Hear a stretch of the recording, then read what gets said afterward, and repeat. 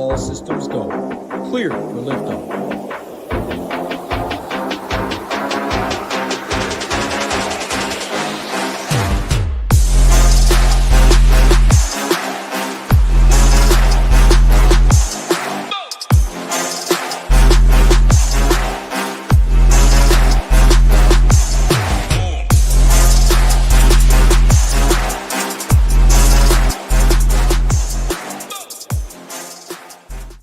Good afternoon. We are live talking some are calling the event of the year.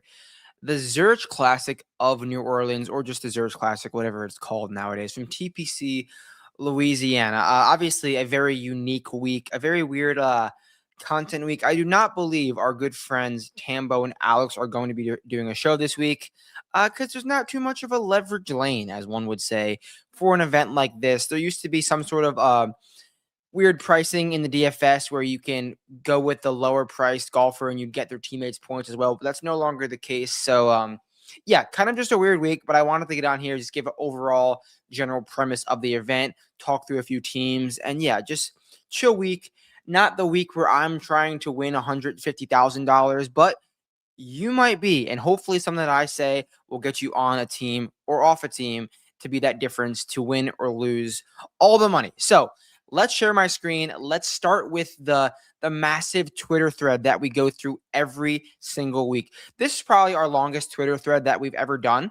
A whopping 2 slides, a whopping 2 tweets. So the Zurich Classic, PGA Tour's novelty team event from TPC, Louisiana, alternating rounds, 4-ball and foursomes. In the 4-ball format, every golfer golfs their ball, and the lowest score gets carded. So, if, for example, if it's me and you on a team, I make a 3, you make a 4, because you know I'm getting lower every time. I'm just kidding. Then we're carding that 3. Next hole, if you make a 5 and I make a 7 on a par 5, that 5 is going on the scorecard. So it's a really good format and hard to predict, because if you get lucky with the ham and egg, like if you can have a team who has, each player has 9 really good holes and they happen to be on opposite holes, you're going to do really well. You're going to do really well. If you have a team that has 9 really good holes each and they do really well on the same holes, then there's not going to be much of a difference. The real fun comes from the foursomes format, which is alternate shot. We see it in the Ryder Cup. We see it in some other team formats where if it's me and you, I'm hitting the tee shot, you're hitting the approach shot, I'm hitting the putt, and so on and so forth. It's all simply alternating shot. 33 team cut, a 2-year exemption for the winners, which is the biggest. I think this is the biggest and most important thing for the week, because this really, like, guys play this event because they know how important it could be for their future. So, like, that's why, like, when Rory and Shane won this event, like, it's cool to see them win, but it would have been cool to see who they beat in that playoff, like Martin Trainer and Chad Ramey, something like that. Like, guys like that, they're grinding their lives off to be on the PGA Tour, and then Rory and Shane just go out and take it. It's cool to see the grinders really take this event so seriously and get that 2-year exemption. So here's the massive breakdown. Pure vibes, pure fun. That's how I like to treat this event. I like to simply bet the guys I like, play the guys I like. I'm not going crazy into the numbers crunching, because when I was younger and I tried to model this event and get really cute with it and try to get different, I just found myself down loopholes, and just it got so messy, and I ended up having horrible weeks. And I did it for like a few year run where I tried to get cute and model this event. Now I don't do that, because we don't have enough data or enough reason. I don't know how we would try to predict this event really with numbers, because so much goes into it.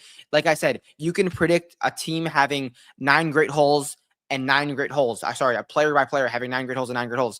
You don't know which holes those are going to be on. So I like to have fun with it. Just go with the vibes, go with the fun, bet the guys you like, play the guys you like, and then go from there. Looking at the past winners for this event, BG and Novak won last year at 28 under. Touching on that, I talked to those guys over at Vencerix. I talked to Ben Griffin and Andrew Novak the Wednesday before the Zurich Classic last year. Adam and I interviewed them.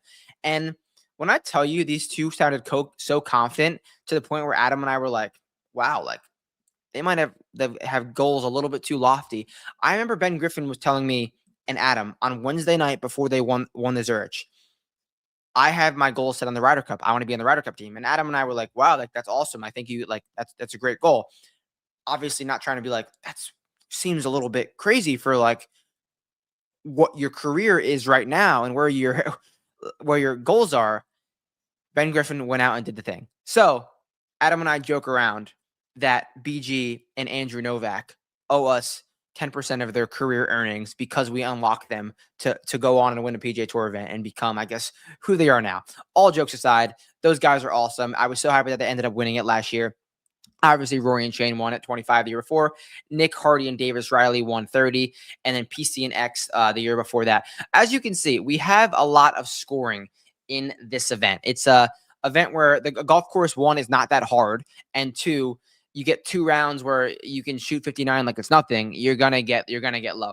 Looking at the weather for this week, it does look a tad dicey so far. So Thursday, it looks like it's going to be blowing double digits the entire day and then gusting double what it's blowing. So could be some wind here. On Friday, it looks like we might have some lightning, could be some delays. And then Saturday and Sunday, also some lightning with some wind and with some gusts. So I do think if there's anything you do want to look at in terms of stats, like some heavy winds on Friday and Saturday, I think the stronger ball striking teams are going to have a little bit of an advantage. Maybe not the stronger easy course birdie merchants, which I think usually plays on this course. So I'm going to go with like looking at some stronger ball strikers heading in. Like I'll still look at some numbers, but I'm not going to try to get cute and build like a dual person model like I have in years past.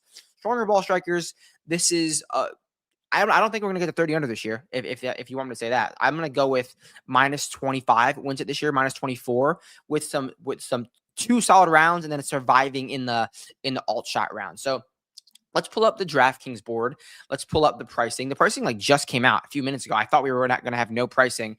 And we see the Fitzes leading us off at 10-5.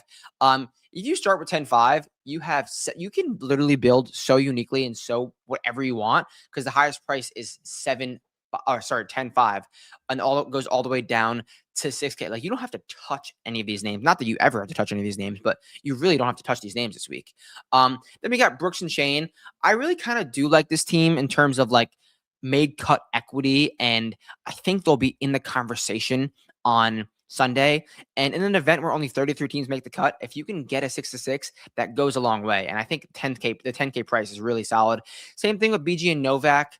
They're back. They're not playing as great golf this time around coming in. Ben Griffin's kind of lost it. Maybe he needs a week like this to get into the mix again. Ryan Gerard and Sudarshan, I think they're going to be a popular team. You remember my take on Sudarshan? I said it a few pods ago.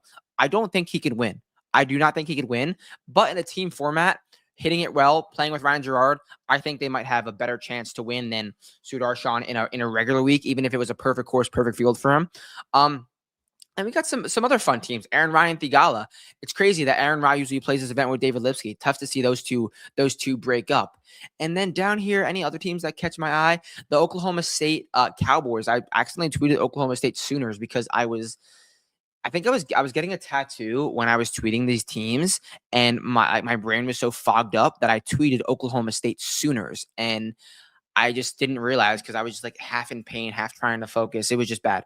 But the Boshu and Stevens team, they're having a good year, and I think that 2-year exemption is so important for this too, and they have real high-end equity, in my opinion. Looking at the betting board, fairly similar. The Fitzes are up top again. Koepka, Lowry 15-1. There's no one on this sheet that like it's like unbettable numbers. Like you can really go with anyone. That Boshu and Stevens at the 30. There's another team, a fun team down here too. Svensson and Nyholm. I don't hate this team a lot. They both, the Swedes, they drive it really well and can make birdies a lot. This is a really weird team. Adrian Dumont Deschatard and Davis Chatfield. Not sure how they're going to ham and egg it. Not sure how they're going to alt shot it because Davis Chatfield hits it like 210 and ADDC hits it like 370. So these two, I don't know how that team came about. Same thing as Kuchar and Higo. Kind of weird. I do like this Blades Brown and Luke Clanton team. Like this is hashtag the future. This is the team of the future. I think they're going to play really well. the Carson Young and Chandler Phillips team, I think they both went to Texas A&M. No. Carson Young went to Clemson. Chandler Phillips went to Texas A&M, but I just know that these two are boys, and they have a very similar game. They hit it a very similar distance off the tee, and they're both rely on their iron play. So I think this team is going to work out really well, at least have some really nice chemistry at 76-1. I did want to take a deeper dive at the Shane and the Brooks team because they're definitely the highlight of the field. Shane Lowry is coming in. Off 3 straight made cuts, has not been the best on approach. He had a nice little week at the Masters, had a tough week last week with the approach. I thought he was going to play better. And then he played really well where he plays well. The Cognizant, Pebble Beach, like he played well in Florida, which is, the beginning of Florida. So nothing really to write home about with Shane. Brooks kind of been finding it since he came on to the PGA Tour. He started off hitting it really well, and then the putter followed suit. He had a nice week at Augusta, finishing T12. I think he had a slow round 1, but he gained strokes in all 4 categories. I think this Brooks and Shane team should be in for they are. I think the pricing is out. I will show you right now because I did see that. I think it's out. Is it not? They are 9,500. So I think if it was Gerard and Ford, it would have been like 9,200. Well, the thing is, the only reason I'm touching on Brooks and Shane in this event, Brooks would not play this event if he didn't. Like, Brooks needs to play these events, and they need some juice. Like, Brooks doesn't have these exemptions going forward. He really doesn't, because when's the last time he had a PGA Tour win? Shane also, like, they're playing this event because they know, like, that what the PGA Tour is becoming. They can only rely on so many sponsors exemptions. And I know Brooks has to play an X number of events outside of the majors and stuff because he came over, but he needs to do something. He knows he needs to do something. So I think that's why they're playing this event. They wouldn't be here if they didn't want to win. Another team that I want to look at, that I want to take a note at, is Team Chris Wrighton and Team Chris Ventura, the Vikings, the Chris's from Norway. I remember a few years back, Chris Ventura, when he was on the PGA Tour, or maybe before he was on the PGA Tour, played this event with Victor Hovland, other fellow Viking. And I remember Victor Hovland played so bad, and Chris Ventura carried the team. They are both plus ball strikers, both in plus in distance. I think that they're going to be very comfortable playing with each other. Well, they should be. They're Vikings. They come from the same area, but I love the stern and true ball striking that they bring in. I don't care that Chris Ventura is coming in missing 5 straight cuts. He's not hitting the ball badly. He's gaining in distance, and you could bomb it around here for sure. So I don't mind this team at all of Chris Wrighton and Chris Ventura. So next thing I want to do, touch on some of the site stuff. I needed to give you guys a shout out because I saw all of the winners that we had last week, and I'm not sure if they're up there yet, but we had a $10,000 winner, multiple $1,000 winners, 3K winners. They all got 1 free month of Ship It. They all got maybe a swag bag. And you guys absolutely crushed the RBC Heritage. And it's not my doing. I only say a few things. You guys do such a good job using these projections, using the stone, using my slate plan to break it all down and put it into a lineup. You're never gonna find it all from one piece. You're gonna use all 3 things and put it into your lineup. So you're gonna have to work, guys. Nothing's gonna be handed to you. You're not gonna be able to just read down a list and get those 6 players. You're gonna have to use everything that I say, everything that's put on the slate plan, everything that's put in the projections, and use everything to combine it into one player pool. From there, you let the optimizer cook, and then you build and you win. So with that being said, you're going to want to go to Ship It Nation. You want to use code BOOTS, and you're going to want to click join the nation. If you just want the golf, feel free to click single sport, PGA, just the content, optimizer plus the core. You optimizer plus PGA, it's called the core. Sorry. You get Saber Sim. You can build the lineups. If you want all sports, why not? Baseball is back, and use code BOOTS, and you could try it all for a free week. So definitely go do that and help me help you, because you guys have been truly, truly, truly crushing it. So there is no model this week like we usually do kind of at this point in the show. Because like I said, I'm not building a model for this event. It just never ends up well. And I've learned the hard way to try to trust the numbers. But the model has been really good. I told you guys the model was going to start picking up. Let's see if I can show you a little bit model update. So we went on a little bit of a slow run with the model. Remember, around the Valspar, I was like, I think it's going to start picking up. This is when I picked up last year. And then at the Houston, third in the model, won. Valero, Spawn was not in the model. Fourth, Rory McIlroy, whatever. He was obviously a favorite one. Fitz, first in the model, was not first in the odds board. That is a nice little week for us. So hopefully you're using the model to help, but there will be no model for this week. Before we get out of here, I want to talk about a potential chalky team that I think you should avoid. And I wasn't even sharing my screen. There's the model. There's the model results that have been well. So Woodland, Rory, Fitz, nice little run for the model. Always take it with a grain of salt for sure. Is there a market for Dunlap and Sargent to finish last week? Yeah, I tweeted that there might be a record number of balls hitting the water between these two off the tee. So I think that team will be fun to monitor for sure. So yeah, before we get out of here, I want to touch on two teams, a team that I'm on, and then a potential chalky team to avoid. So the potential chalky team that I think is going to be a no-go for me, but I will say chalk in this event tends to work, but I'm avoiding Team Phillips and Team Thorbjornsen. I know they are the hashtag future. They are kind of trendy.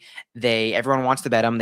Phillips has won before. Thorbjornsen hasn't won before, but this is a great week for them to get out there on a TPC golf course and make it happen. But they both do have blow-up potential.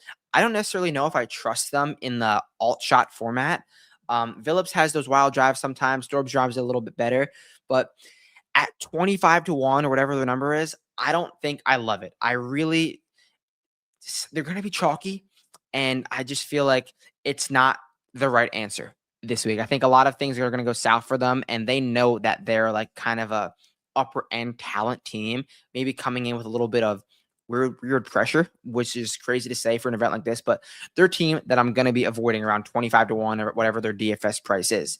Now, the one team that I'm going to be on this week is Team Horschel and Team Hoge.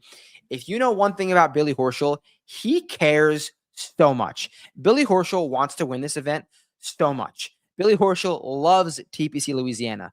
Tom Hoge also cares a lot, and he's won a team format event before. He won the QBE shootout with Sahith Theegala a few years back.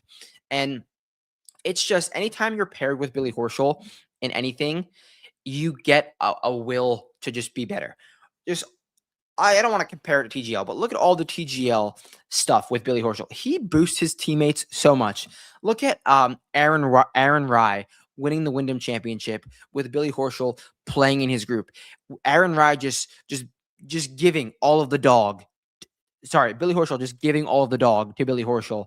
Sorry, Billy Horschel giving all of the dog to Aaron Rye to get him across the line. It was just like, it was crazy to watch. So with that being said, Billy Horschel cares so much. They're 65-1 in some spots. And I think it's just a great move because Billy Horschel wants to win this damn event. And you get him on Bermuda, he could play well. So that does it for the team that I'm on, the golfers that I'm on for the week. As always, the song of the day is going to be Drown by Bring Me the Horizon, one of the greatest bands of a generation. So as always, you know where to find me. I will catch you guys Thursday with some showdown stuff. I believe there will be some showdown stuff. I will try to do my best to give you showdown content or matchups. We'll figure it out. Nonetheless, I'll catch you guys Thursday. Enjoy the week. Peace out.